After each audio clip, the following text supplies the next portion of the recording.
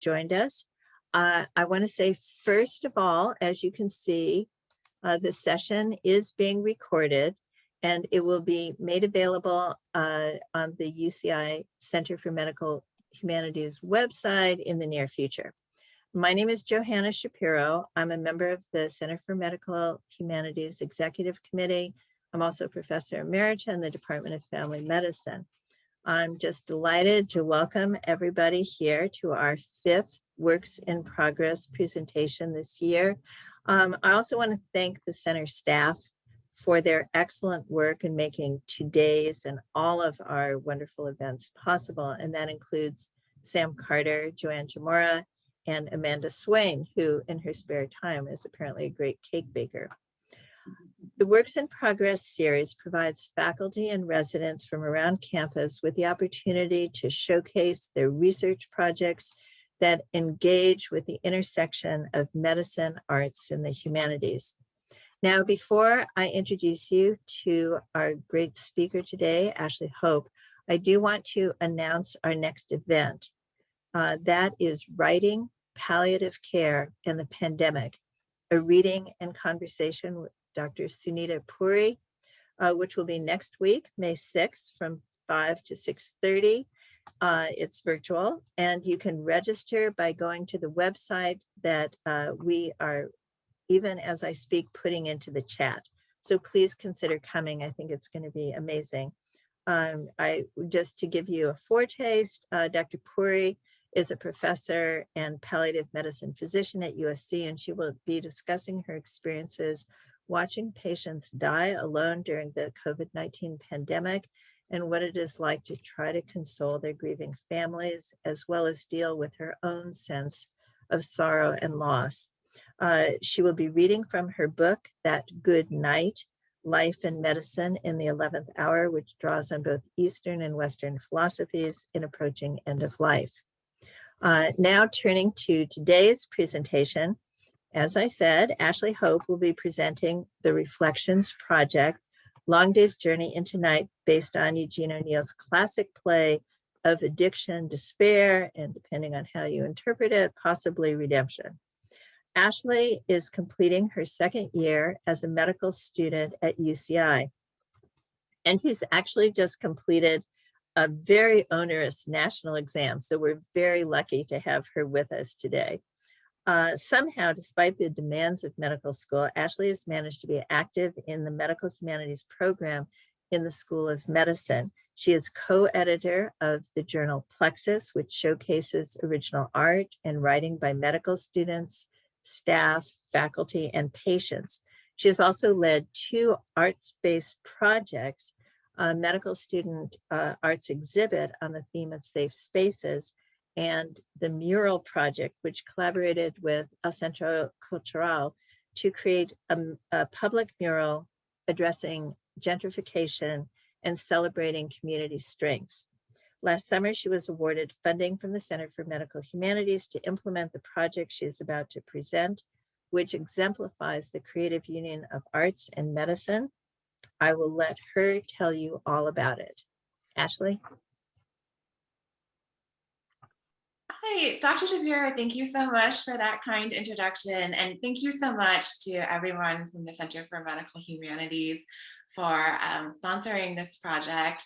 I think that this project would not have been possible anywhere else. We're so lucky at UCI to have a dedicated Center for Medical Humanities that really encourages this kind of work and collaboration. And thank you everyone so much for coming. I'm so excited to be here with you all. And I'm really excited to tell you about my project. I've really enjoyed working on it, and I also really enjoy talking about it. And this project, the Reflections Project, has absolutely been the highlight of my academic career. And before I dive into it, I actually just wanted to tell you a little bit more about myself and my background, so you get a sense of how this idea came to be and how I landed in medical humanities. And so I've always really enjoyed literature and performance. I went to college at UCLA where I double majored in molecular biology and English literature. And so on the one hand, I knew I was going to medical school and I was spending a lot of time in this cancer lab doing like protein assays and genotyping mice, but I was also spending a lot of time writing essays about memory in ancient literature and becoming really obsessed with T.S. Eliot literature. And when I was in college, these two interests and passions were separate things for me. The pursuit of medicine was distinct from my love for poetry and plays. But when I started medical school, I realized that if I put these two things together, I could create something really powerful and impactful. And that's when I really started diving into medical humanities. And I was really fortunate to be here at UCI, where there was a place to do that and where I had really wonderful mentors, such as Dr. Shapiro. And so I started wanting to learn more about medical humanities and I wanted to incorporate it into my work. And that's how I landed on the Reflections Project, where we use performance and literature to bring awareness to important medical and public health issues and process the experience of medicine together. So this fall, we produced a play reading of Eugene O'Neill's Long Day's Journey into Night for an audience of medical professionals and trainees, people who had struggled with substance abuse, their friends and family, and also the general community. And this reading was backed by a talk from a multidisciplinary panel of healthcare and addiction specialists and UCI's own Chancellor's Professor of Drama, Dr. Eli Simon.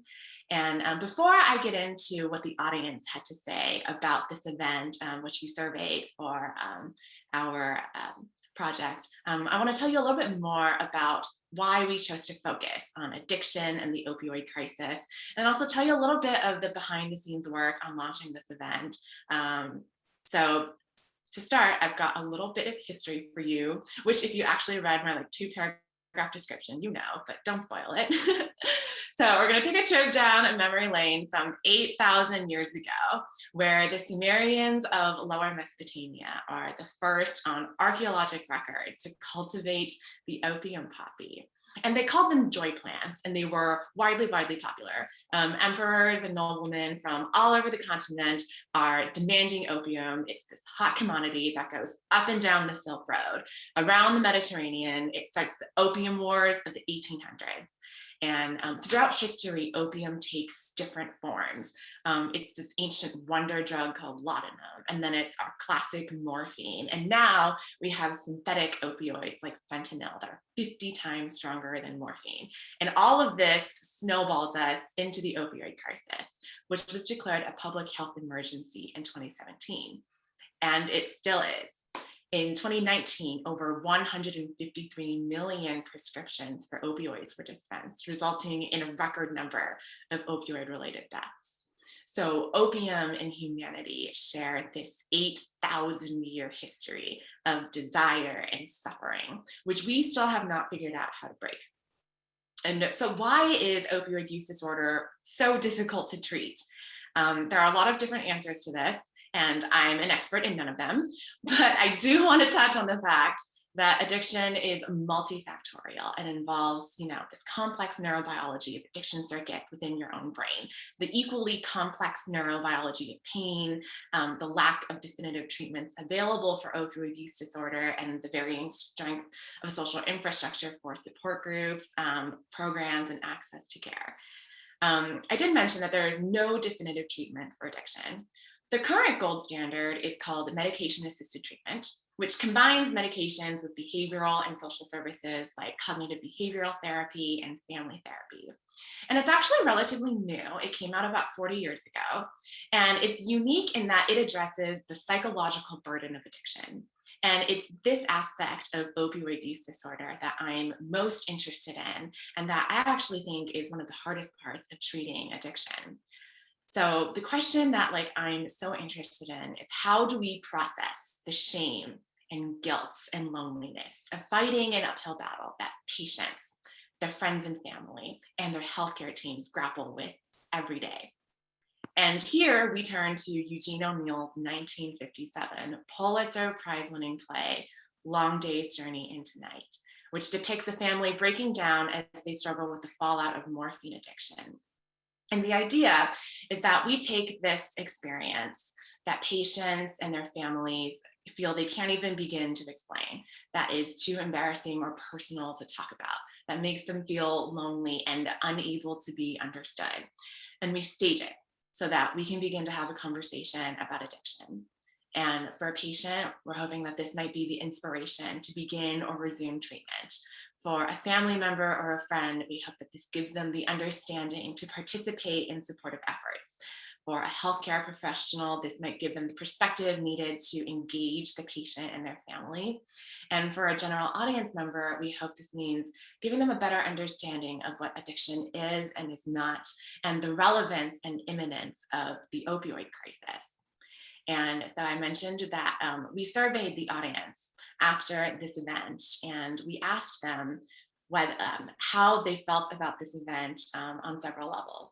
And what we found was that across the board, everyone really felt that this play reading was a valuable way for understanding and unpacking the experience of opioid use disorder, that they found that the multidisciplinary panel we had afterwards was a helpful way of engaging them and learning about the opioid use disorder, and that they were interested in coming to future events that would use a similar model of a play reading followed by a panel audience discussion on medical and public health issues.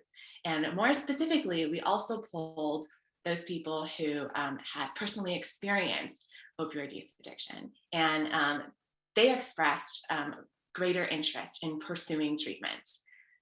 We also found that friends and family members expressed a greater willingness to participate in treatment, and also that healthcare workers expressed a greater understanding and empathy for their patients. And so we looked at all these comments, and we didn't get a super robust number of participants in this survey, but what we found was that across the board, what people had to say was overwhelmingly positive. And so we felt like this event was a success, not just in terms of as a single event, but also in being a model or a template for future events where we might put on different play readings covering different topics, and that we could use this as a model for bridging the medical and general community on complex public health issues. So that in a nutshell is this project and the background for it. And if anyone has any questions about that part, I'll happily take questions. Otherwise, we can talk a little bit more about the play. I do have a play, a cutting of it in case we wanted to do sort of like a spontaneous reading, or if you want me to give a spontaneous mini explication of it. Dr. Shapiro and I also had a really fun time collaborating with the drama department. And if you would like to hear about that, we can talk about that too. Yeah, so this is a great opportunity to ask Ashley for any details about the project that interest you, and you can do that either in chat, or this is a pretty small group. So if you're able to turn on your video, and you could unmute and just ask her directly, but whatever is most comfortable for you, questions in chat or questions in person. Amanda? Ashley, this is, first of all, I just want to say it's great to see how excited you are about this project, and just your enthusiasm and your caring commitment is really wonderful to see. So I really appreciate that. And I'd also, so the question I have is, I'm curious about doing the stage reading as a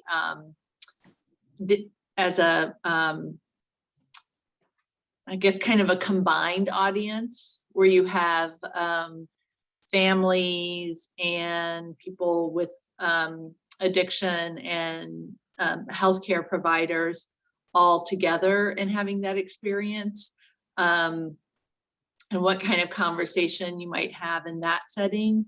And then maybe perhaps having the same kind of stage reading and conversations, perhaps only with healthcare providers or only with families. And what you see might be the benefit of being combined together, and what you might see the benefit of having potentially healthcare providers just interacting with the play. I'm just curious about that. Yeah, thank you so much for that question. I've thought about this too, actually, just because this was such a fun and I think successful model that you can do a lot of work with. And so for this particular event, we just recruited sort of like everyone, and we hoped to be able to get a substantial amount of people in sort of all three of those categories. And I was really surprised and pleased by how robust the conversation was. As robust as you can get over Zoom. We are so lucky to have Eugene O'Neill's play.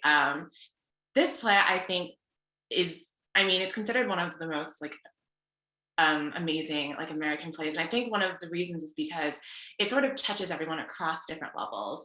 It really portrays the experience of opioid use disorder on the personal level, as well as how it ripples out to the family level. And so I think in that sense, it really engages patients as well as their friends and family by portraying that experience.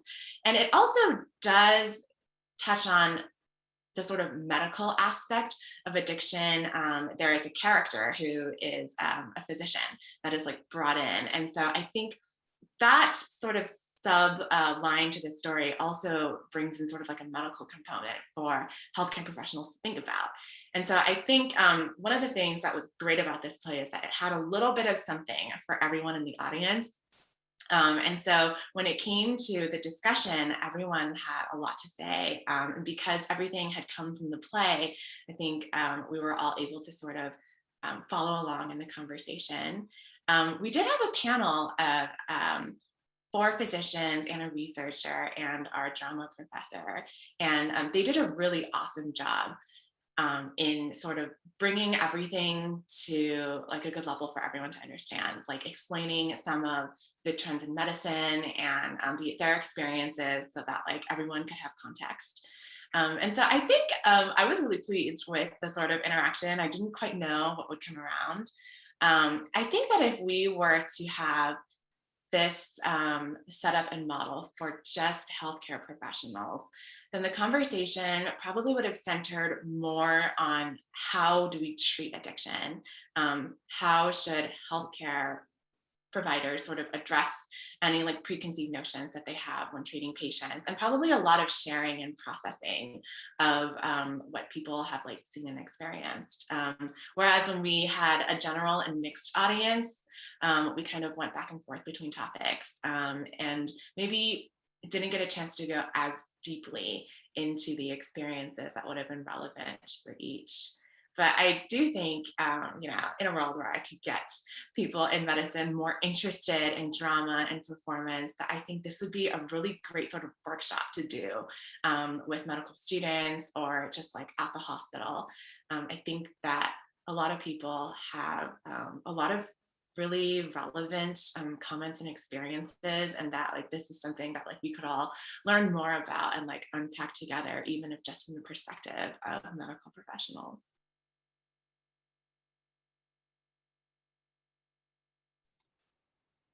So Ashley, could you, I'm sorry, Julia, go ahead. And unmute. I love this project.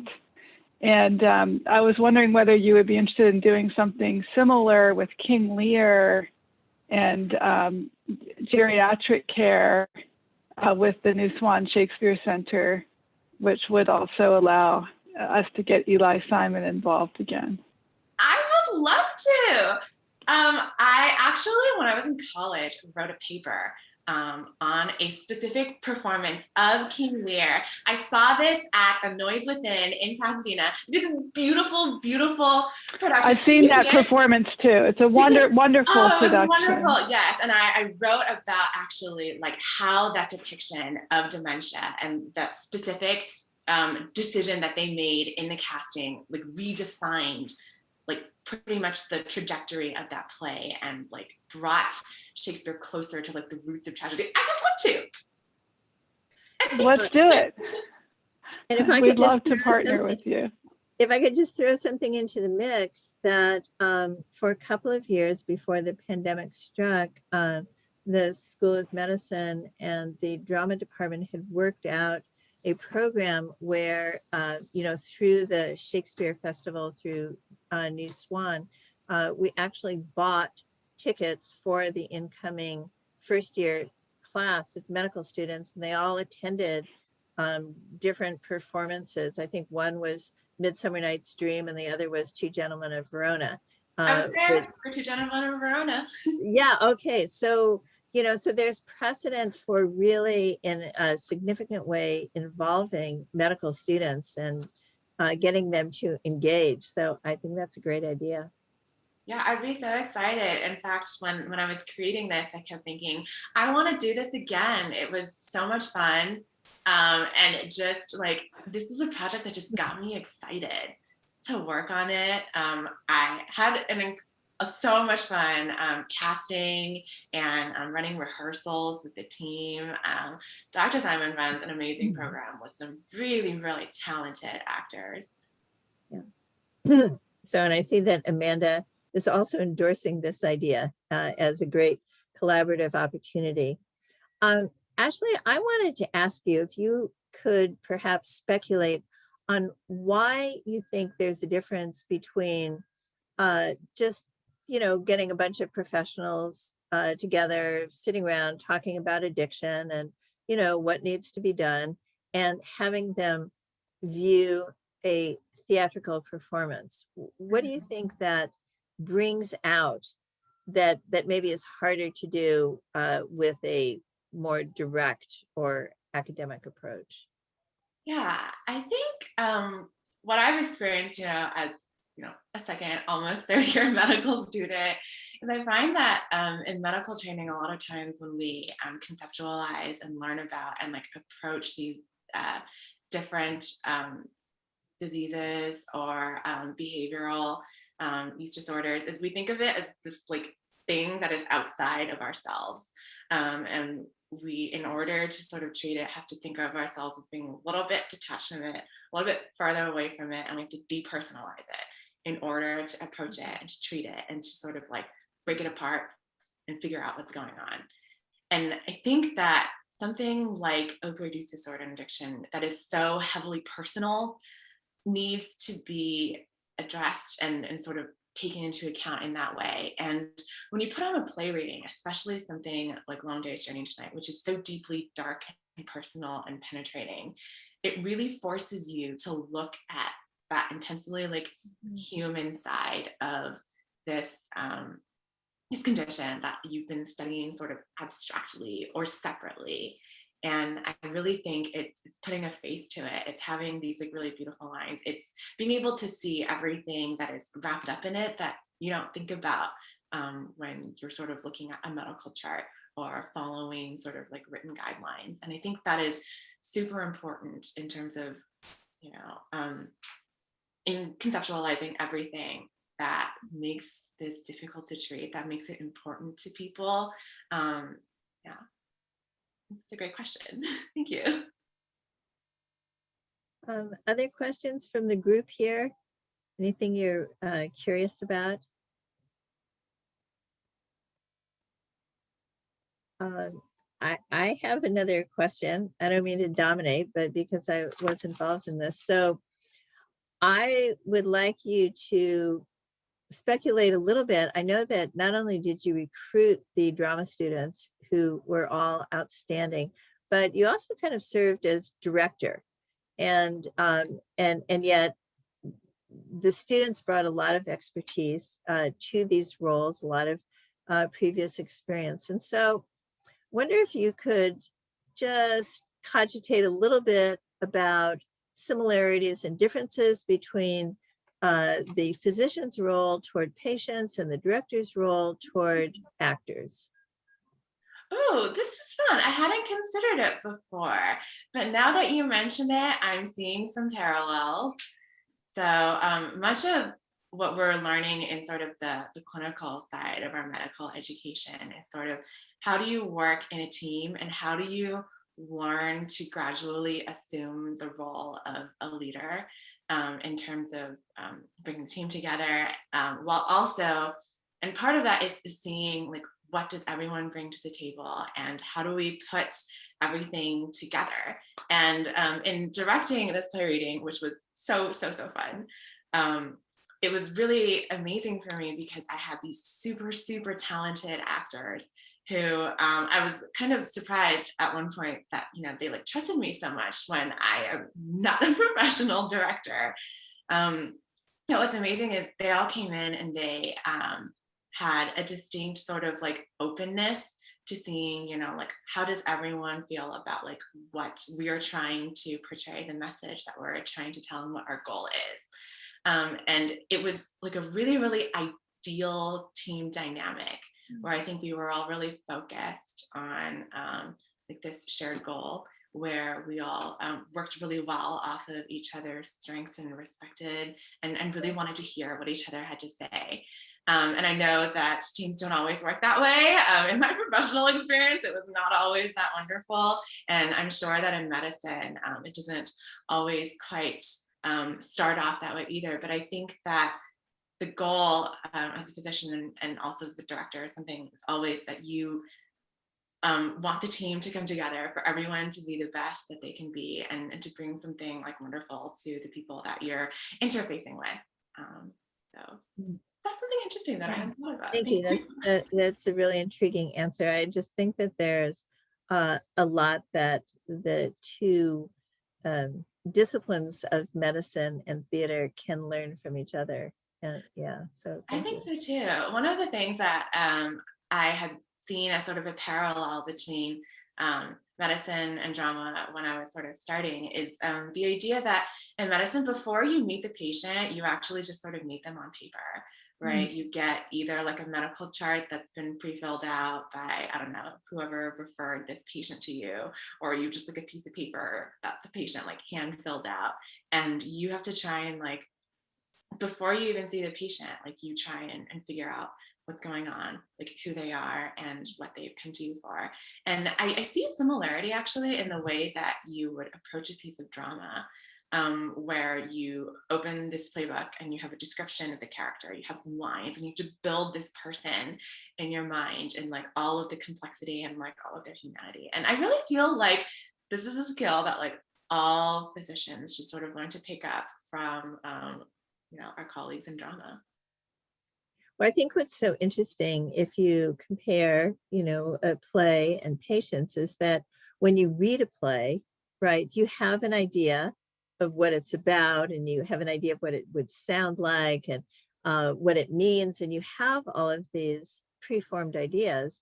But then when you see a play, in some ways it is similar to your ideas. And in some ways there has to be room for difference. And I think it's very similar to the situation you describe in medicine, right? Where you can review a patient's chart and you think you understand what's going on. You think you know who this patient is. You think you know what's wrong with them and how to help them. But when the actual patient appears, yeah, some of what you thought is right, but there may be whole new vistas that open up. So once again, not to oversimplify the analogy, but there are interesting parallels.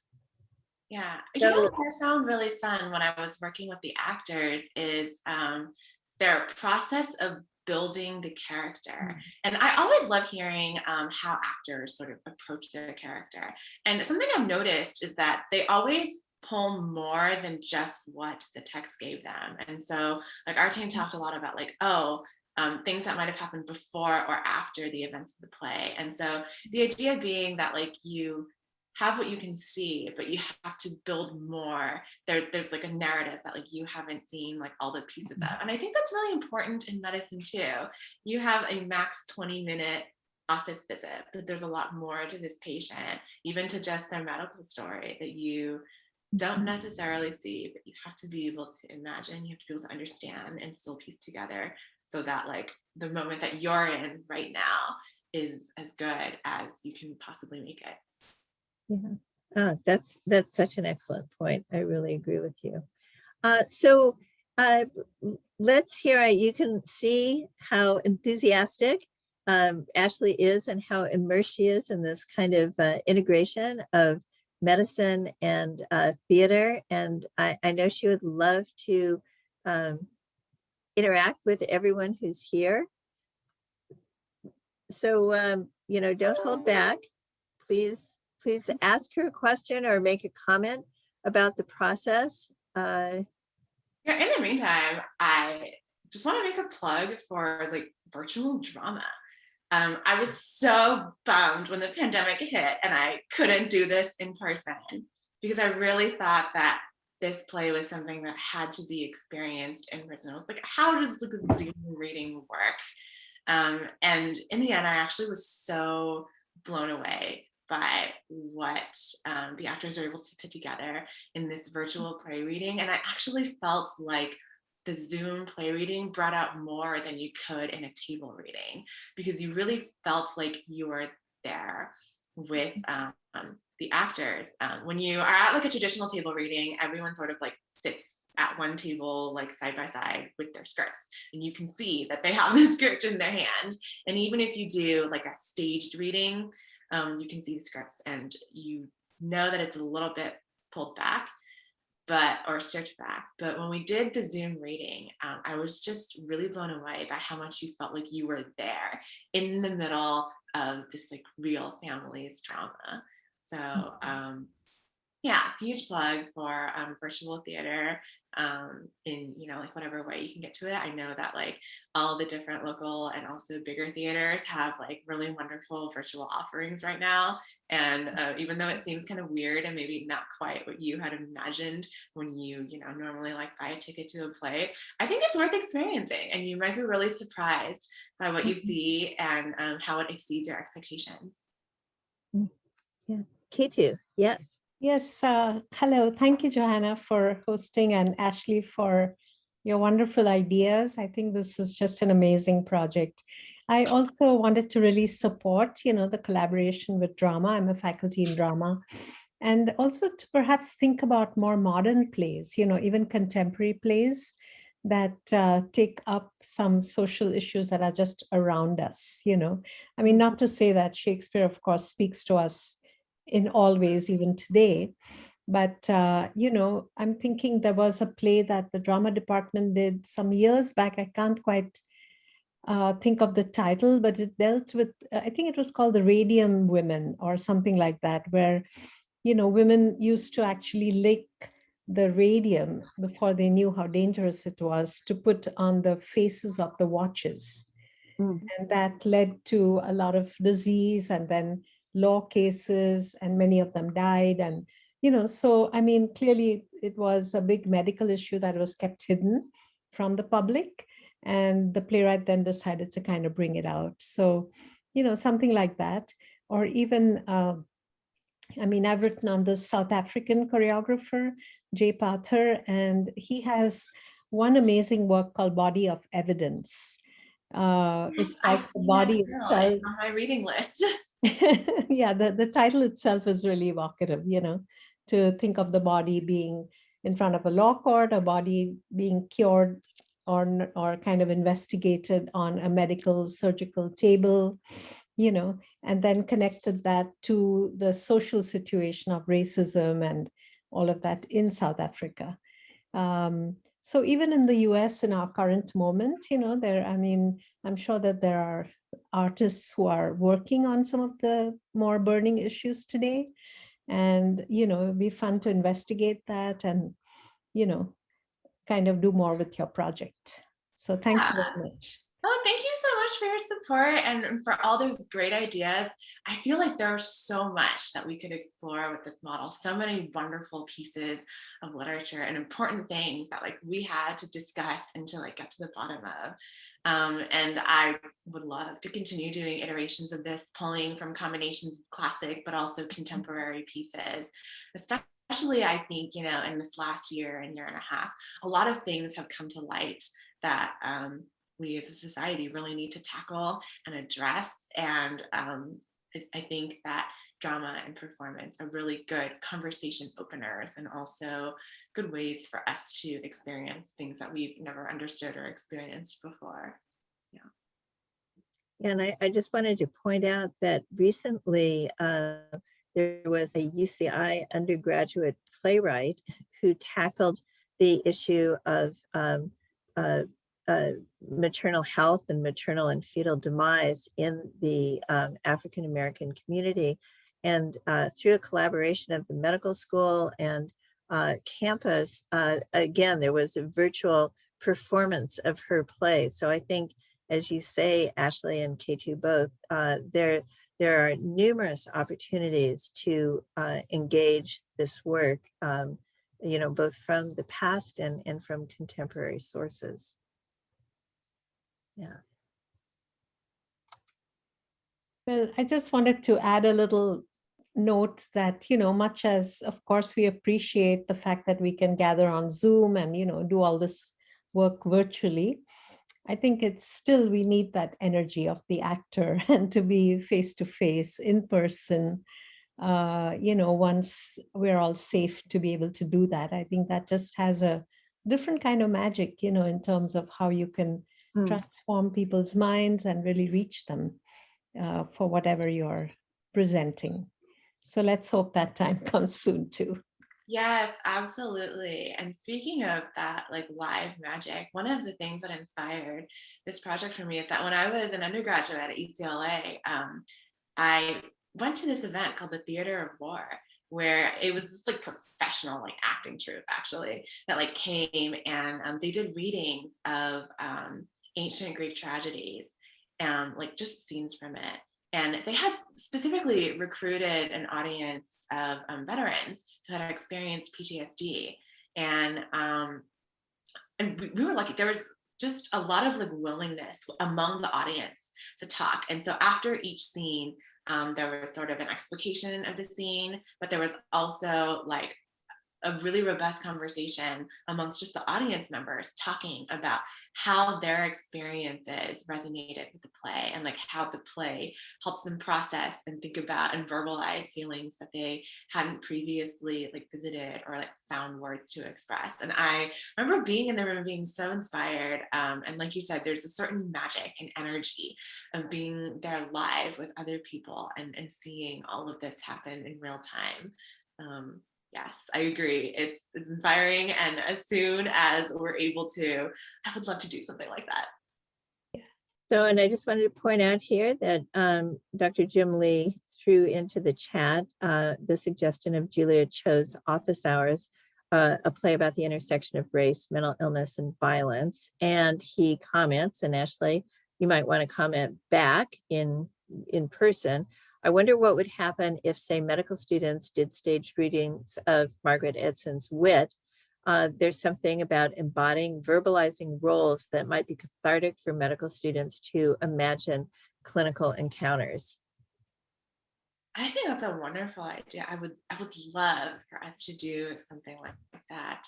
Everyone keeps bringing up Wit, and I also have that on my reading list. I would like to read it, and I would love to run an event like this. And I personally, at least, feel like the experience of, like I mentioned before, like taking up a script, just looking at this character and trying to get into the mindset of this person, what their story is, what's going on, and like portray how complex of an experience they're going through, I think is really important in treating patients, in, like I said, the picking up of a medical chart and trying to figure out what's going on, and like coming in sometimes in the middle of this journey that someone's on.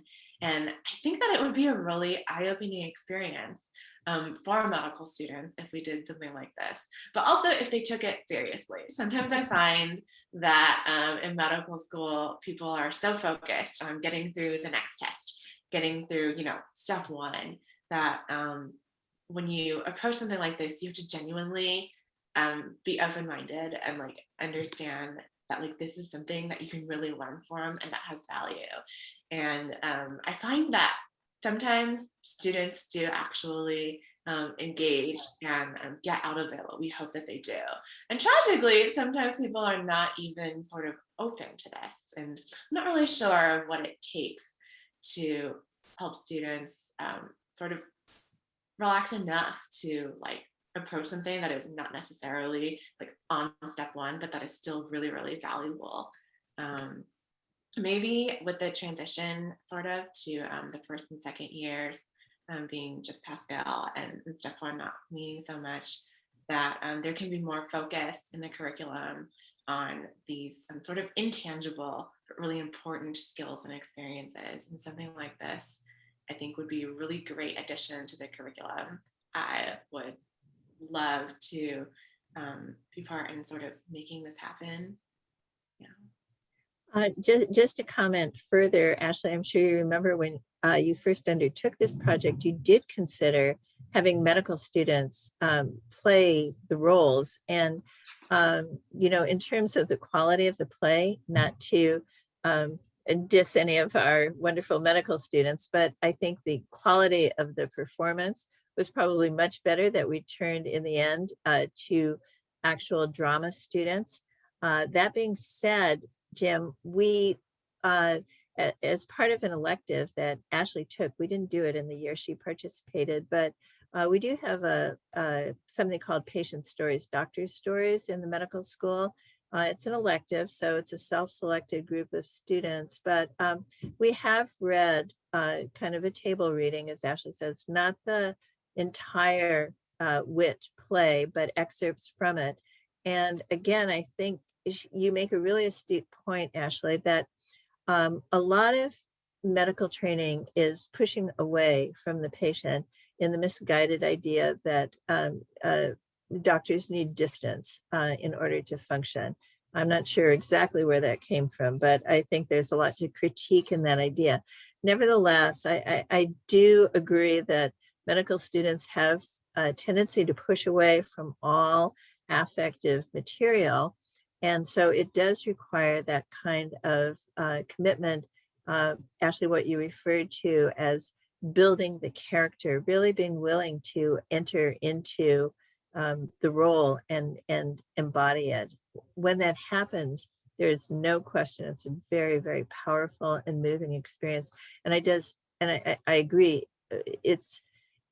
it shifts people's perspective. So I think, you know, the more that this kind of thing is kind of normalized and promoted by leadership in medical education, for example, the more I think more students will take it seriously and will discover the value of spending a time in this way, as well as pouring over, you know, their basic science curriculum.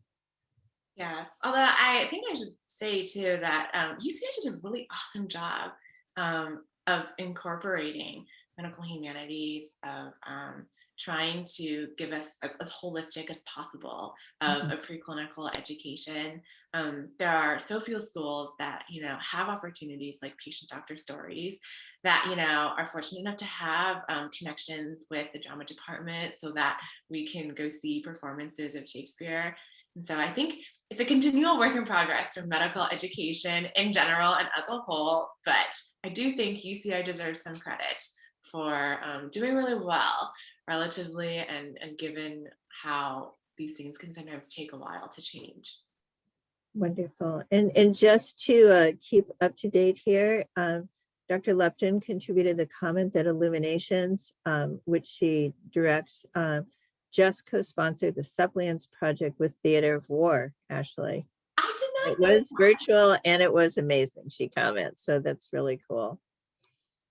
Yeah, I think we need more of that. And Amanda contributed that it's fascinating idea to have medical students do the stage reading rather than actors, perhaps not as a performance, but as workshop and discussion. And I think, you know, that's really kind of the effect of what we just discussed, that the performance aspect might be somewhat diminished, but the effect on the participating students, I think if it's set up correctly, can really be powerful.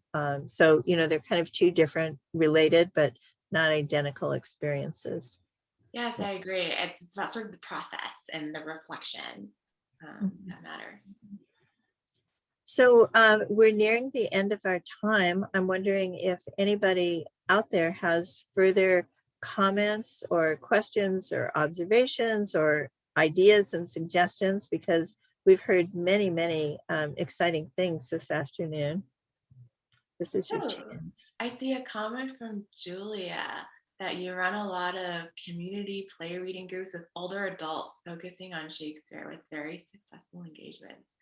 Ooh, that sounds really interesting. I would love to hear more about it. And I think it also has some similarities, Dr. Shapiro, with the Family Medicine Readers Theater project that you run, and that we are trying to keep alive and going even after you leave. Yeah, absolutely. What Ashley's referring to, Julia, is we have a project through the Department of Family Medicine where we meet monthly with residents at Regents Point, assisted and independent living facility in Irvine. And we do read little skits and then try to talk about the substance of them. And what's interesting about it is that it combines medical students who are going to be doctors and the older patient. Well, they're not their patients, they're just older persons.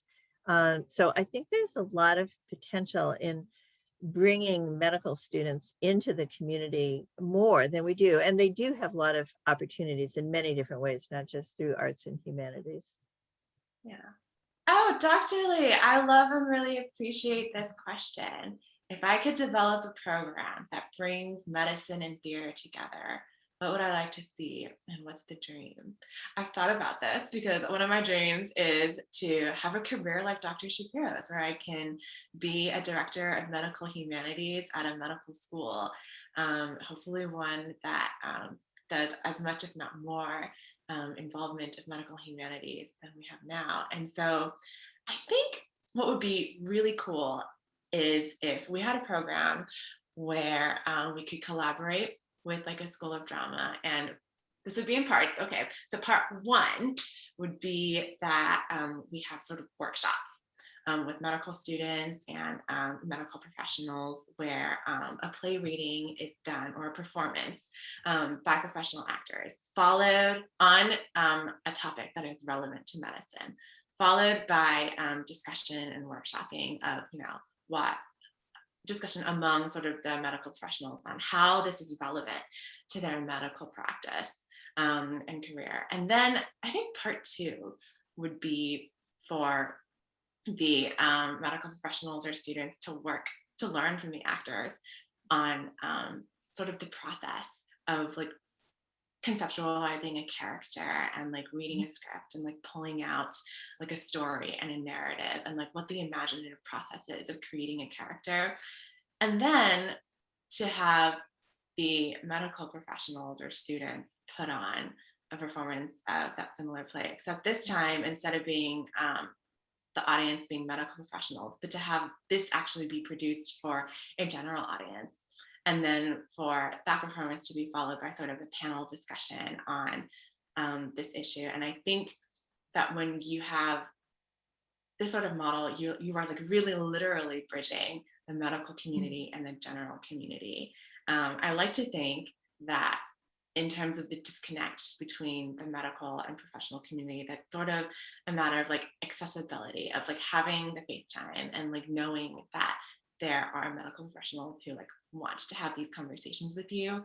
And I think that would be something really fun and interesting that I would like, that I think people would love to see. And I think that it sort of captures all the levels of a collaboration between medicine and performance at the sort of like university level, but also sort of training medical professionals and students on these sort of important skills in drama, and then also to turn it around and have them present this and bring this to a community and to have like another discussion on that level. And I think that would be a really thorough exploration of some of these issues. But that's a really, really involved process, and it might take us a while to get there. Which is good because medical training is a long process. So I've got time to figure this out. That is such an awesome vision, Ashley. And one of the things I particularly like about it is that physicians are used to approaching the community as experts, which there's nothing wrong with that. There's definitely a place for their expertise, but by approaching them as actors, offering a performance, kind of levels the playing field. And I think it has the potential to promote more mutuality in conversations and interaction. Any final words from anyone? We're just about I out think, of time. Aaron, did you have a comment? I've seen your raised hand thing for a while. Hi, thanks. Yeah, so my name's Aaron. I'm an assistant professor in cognitive sciences, and one of my lines of research is on how memory affects decision-making in addiction. And I'm intrigued by this idea. I know a lot of the conversation has been around focusing on the practitioner, but I'm wondering if these sorts of approaches have been used with the patients themselves. So, you know, this idea that I think a lot of this is done in like PTSD using virtual reality, right? So sort of bringing people back to some of the original experiences that may be driving some of the experiences that they're having now, some of the symptoms that they're having now, is something that we've been talking about bringing over to the study of addiction, because there's this phenomenon of chasing the first high, or these like early experiences in addiction that seem to be driving behavior again and again and driving relapse after many, many years. And I'm wondering if anyone has thought about or tried these kinds of approaches in a patient-centered way, and what has been learned, if so. Wow, what a great question. Thank you. And also, I'm intrigued by your work, memory and addiction. I had this huge, or still have this huge fascination with like memory as a good concept, and the idea that it really drives so much of our motivations. And so I love to hear more about your work. That sounds fascinating, and I'm so glad that you do it. As to your question about whether this sort of drama approach has been done directly with patients, I believe that it has. When I was doing a little bit of background search, the model of medication-assisted treatment I mentioned earlier sometimes involves different forms of art therapy. I think mostly like visual art and sometimes music therapy. I've read like sort of scattered small programs that sort of might involve performance, but it's not as heavily used, I think, as other mediums, which I think is a shame, because there's so much that you can do. And especially if you're trying to unpack sort of the experience of memory and addiction. And yeah, I don't know if that really answers your question, but. I mean, it sounds like you're interested as well. I'm interested if anyone's done this before. We've talked about ideas in this vein as a, you know, treatments that might build on some of the ideas around memory sampling or memory-driven decisions, but we don't, you know, have anything that's, you know, crisp and ready to bring to patients just yet. So I'm really interested in what people have done. That's all. Yeah, I think definitely I could do like a better lit search to see what has been done. I mean, I think that really is an interesting idea. Yeah, I think you could come up with something really cool with that sort of idea.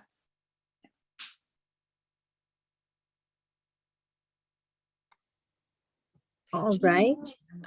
I would just like to thank everyone here for attending this really illuminating conversation. Ashley, thank you so much for bringing your work to the Center for Medical Humanities, and thanks to the audience for participating. And I hope this stimulated a lot of innovative thinking, because I know it certainly did in me. So I thank all of you for coming, and be well, take care. Thank you so much, everyone, for coming and for this like really wonderful discussion and all your ideas and encouragement. Thank you so much.